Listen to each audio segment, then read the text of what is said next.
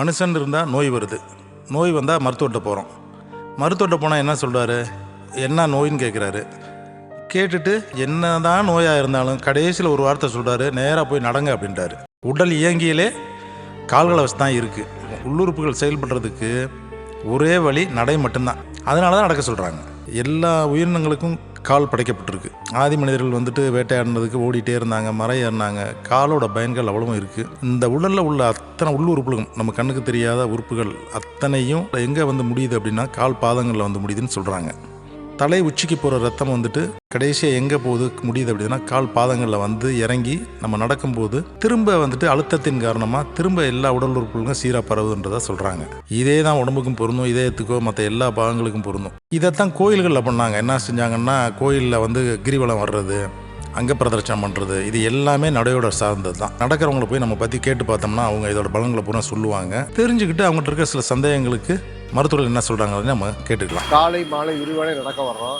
இந்த நடைப்பயிற்சினால தான் வந்து எங்களுடைய உடலில் இருக்க அந்த உயிரை வந்து நாங்கள் காப்பாற்ற முடியுது.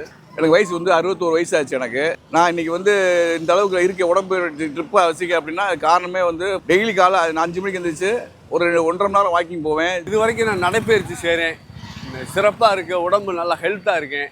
இந்த நடைப்பயிற்சி வந்து நம்ம கேள்விப்பட்டிருப்பீங்க எல்லாருமே. நடைப்பயிற்சி என்பது வந்து நமக்கு உடம்போட நமக்கு தேவையான மிகவும் அத்தியாவசியமான ஒன்று. 20 வயதுக்கு மேல இருந்து நம்ம இறக்கும் வரை எல்லாருமே நடைப்பயிற்சி கட்டாயம் கடைபிடிக்கணும்.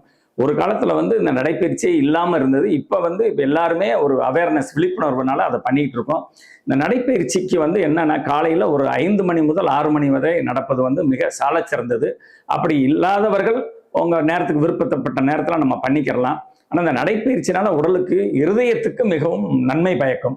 அதாவது நீங்கள் நடக்க நடக்க நமக்கு ஆயுஸ் கெட்டி அப்படின்றது தான். எவ்வளவு தூரம் நீங்கள் நடக்கிறீங்களோ அவ்வளவு தூரம் உங்களுக்கு ஆயுஸ் கெட்டி அப்படின்றது தான் நம்ம சொல் வழக்கு நமக்கு இருக்கு. அதனால அனைவருமே வந்து நடைப்பயிற்சியை கட்டாயம் நீங்க கடைபிடிக்கணும். எந்த டைம்னாலும் பரவாயில்ல, நீங்க நடந்துகிட்டே இருங்க. நடக்க நடக்க உங்களுக்கு உடம்புக்கு நல்லது. தேவகி சிறப்பு மருத்துவமனை, தேனி மெயின் ரோட், அரசரடி, மதுரை. மருத்துவம் மனிதநேயத்துடன்.